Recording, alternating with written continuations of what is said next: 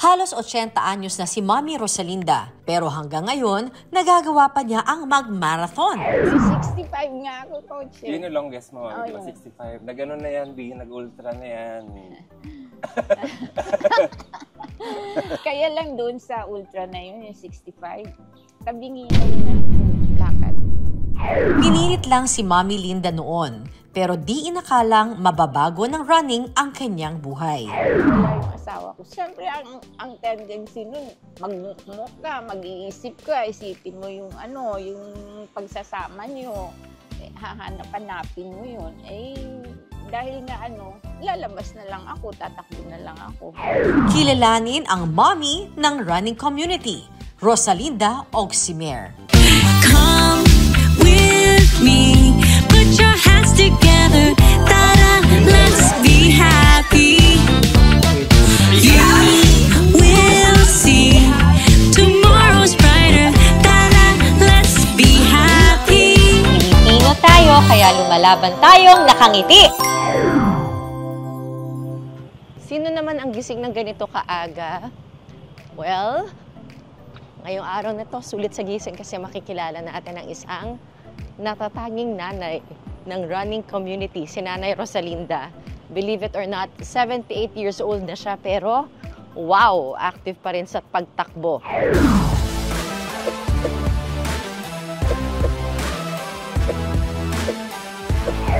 Grabe!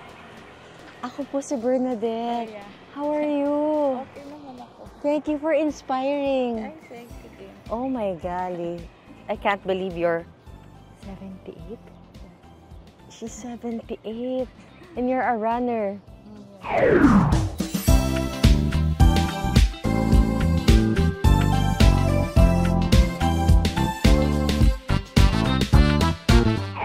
Sige, paano po ba mag-stretching?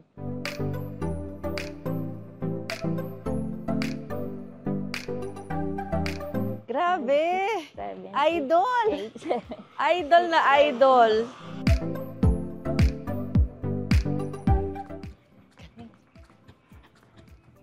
Di hamak na mas fit sa akin si Mommy. For sure.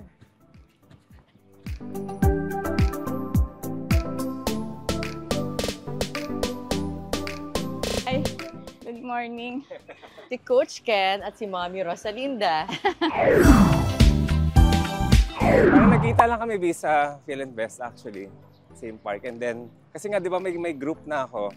So, nagkataon din. Wala pa siyang kasama that time. So, sumama lang siya sa amin. At saka, Mami, di ba, doon ka ba nag-start talaga? Yung sa TBR, no? Sa Bago TBR? mag-TBR. Oo. O, see, ang late bloomer ni Mami. Pero tingnan mo, nag-excel siya sa field. Nagpo-podium yan. Mami, pwedeng gusto ko lang mas makilala kami. 4 kang anak. Oo, puro lalaki. Hindi, isang babae. Si John pang ilan? Panganay. Tapos babae. Tapos lalaki.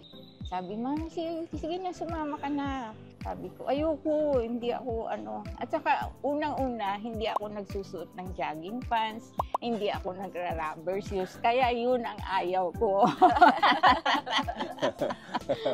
65 years old ka nag-start. Hindi man lang 50, ako talaga senior ka na. No? Senior na talagang Diba? late na,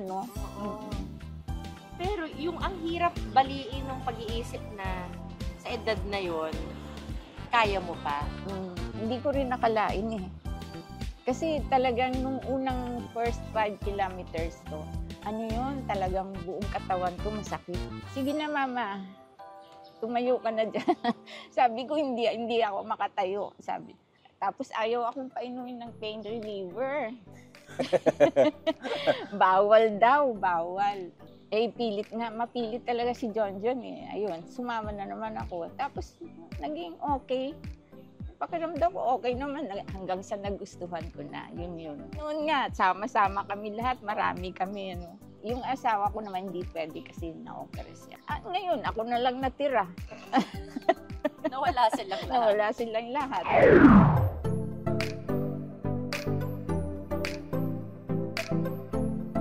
Paano po yun? Bakit kayo walang exercise ng kabataan ninyo? Sabi niyo 65 kayo nag-start. Nung bata pa ako, nung high school, yun, laro-laro lang.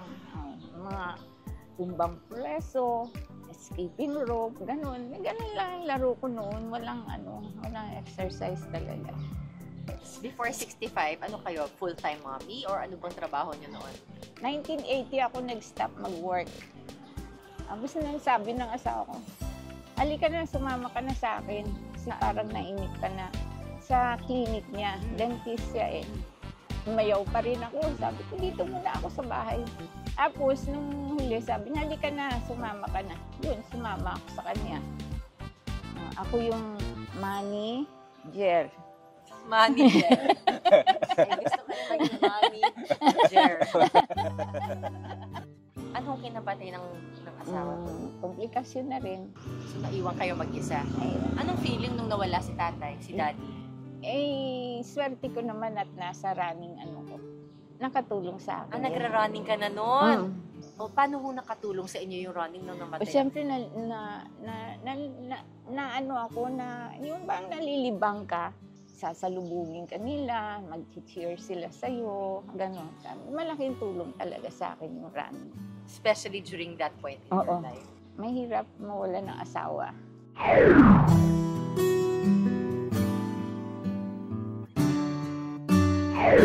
Kung pinakamatanda ata, o paano yun? Hindi ka ba naiilang lahat sila? Bata, tas ikaw ang Reyna, mahal na Reyna. Ano ba? Ayun na nga eh. Anong feeling? Good or awkward, but how does it make you feel? Happy ako sa kalagayan ko ngayon. Happy ako. Talagang happy. Kilala ako ng buong running community. Actually, tama. Ako nga, ngayon pa lang, inspired na ako sa'yo eh. Baka magsa-sign up na ako. Kailangan na. pero totoo yan. Alam niyo bang grabe yung inspirasyon na nabibigay niyo sa tao? Na-inspire din ako eh sa mga runner, lalo na pagdating sa finish line. Kahit na hindi ko kakilala, sumisigaw eh.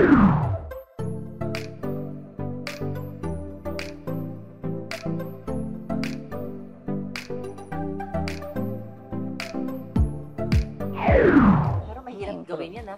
42K. Oo, 5K nga lang, hirap na hirap ako. May 42K pa kayo.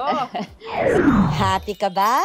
Para wag ka mabitin, please like and subscribe to our channel para makagawa pa tayo ng mga inspiring at nakakahaping mga content. And don't forget to click on that alert button. Now na, maraming salamat! Be happy! May 65 nga ako, coach. Yun yung longest mo, di ba? 65. Na gano'n na yan, nag-ultra na yan. Kaya lang doon sa ultra na yun, yung 65, tabingi na yung lakad. Talagang yung inalalayan na lang. Tinapos naman namin. Ano bang gusto niyong patunayan, Mami? Bakit mo ba pinapahirapan ang sarili mo? Pwede ka naman magpetik-petik. Pwede namang 5K lang. Bakit pa ultra? Sige nga. Ngayon nga, binabawalan na ako ni Coach mag-ultra. Siguro nandun na talaga ang buhay ko. Kaya minsan sumusumpong din sa akin na, bukas na lang. Pero pag sinanay kong ganon, parang magtuloy-tuloy siya. Kaya pipilitin kong bumangon talaga. Babangon talaga. Kasi mahirap yung tuloy-tuloy na wala. Mahirap. Para kang nag-start ulit. Yung arthritis, wala ka pa bang arthritis? Nung bago ako nag-start, meron. Bago ako nag-start, may nararamdaman na ako noon. Kasi 65 na nga. Oo. Pag naglalakad ako gano'n, biglang parang pipitik gano'n, yung parang bumabaluktot gano'n. Bigla akong kakapit sa asawa kong gano'n. Pero nung nag-start na ako, nawala naman unti-unti yun. Nawala. So yung sinasabing, if you don't use it, you lose it. Subukan mo talaga. Kasi kung hindi mo susubukan, paano mo malaman? Nakaya mo pala. Nakaya mo pa? Nakaya ko. Oo. Go, Mommy! Go, Mommy! Feeling na kayo ang mami ng mga running coach niyo. Talagang masaya. Proud ako na napasok ko ito at saka napasama ako kay Coach Ken. Marami akong natutunan sa group. Anong advice niyo sa iba pang mga nanay? Actually talaga para sa mga nanay, sa mga babae, sa mga sabi nila matanda na ako para dyan. Anong gusto niyong sabihin? Huwag niyo isipin yung sinasabihan kayo, matanda na kayo, hindi niyo kaya. Hindi, subukan niyo muna yan. Try talaga. Pag hindi mo nasubukan yan, talo ka. Hindi mo alam, kaya mo pala. Pwede pa pala. Kaya yan. Kaya lang nag-iingat na rin. Kasi nangyari na, hindi ba doon sa Philinvest, nadapa ako? Yung first namin. Hindi ko napansin yung humps. yung humps. Nadapa ako. Talagang Bagsak talaga, flat yung ko. Na-aksidente na kayo, hindi pa rin kayo huminto. Yun na nga eh. Pero hindi eh. Nandun na talaga ang Buhay.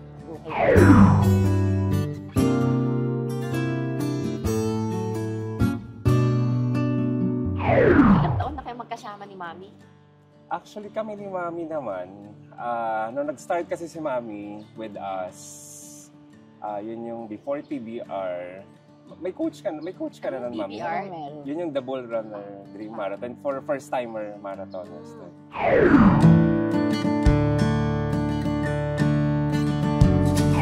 Ano na actually, nung magkasama kami, mas naging regular kami ni Mami after the pandemic, post-pandemic na.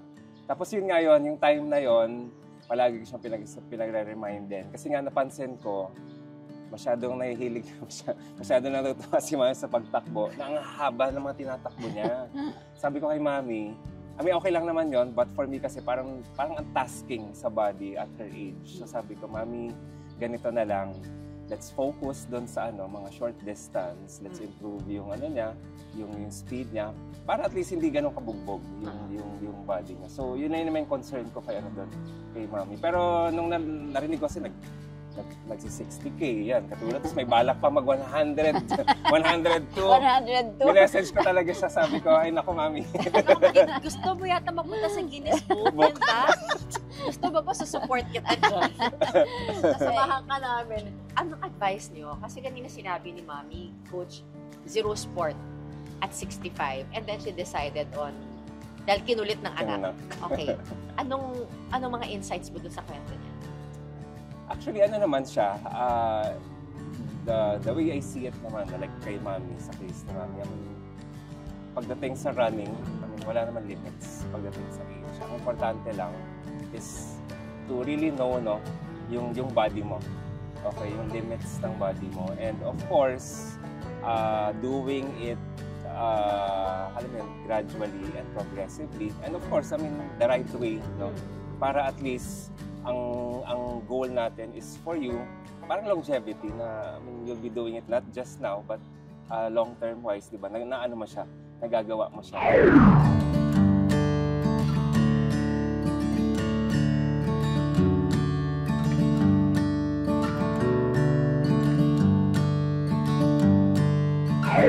Pero kami mga ginawang drills Si Mami pa nag-lead. Ano yung mga drills na to?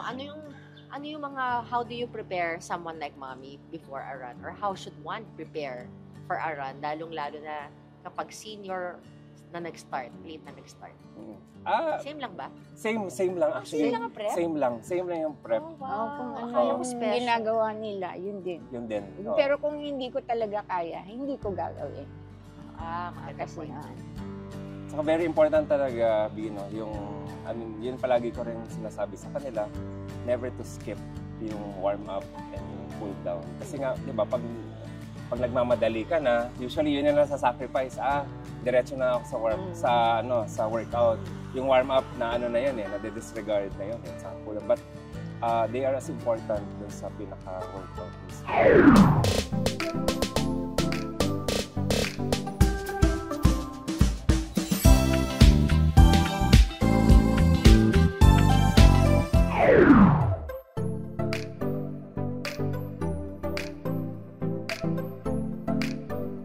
Kay kay Apo, yung sa Wangod? Wangod.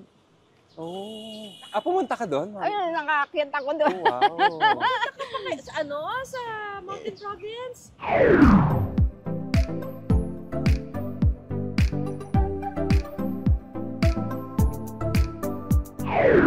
Good morning. Ay.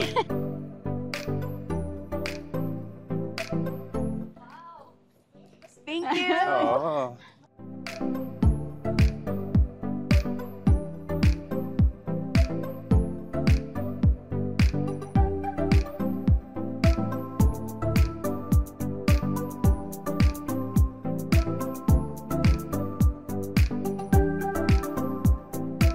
Mag-smile ka lagi habang tumatakbo. Kahit mag-isa ka lang. Nakakabata yun. And that's the side B of the running community's Mommy Rosalinda. Be happy!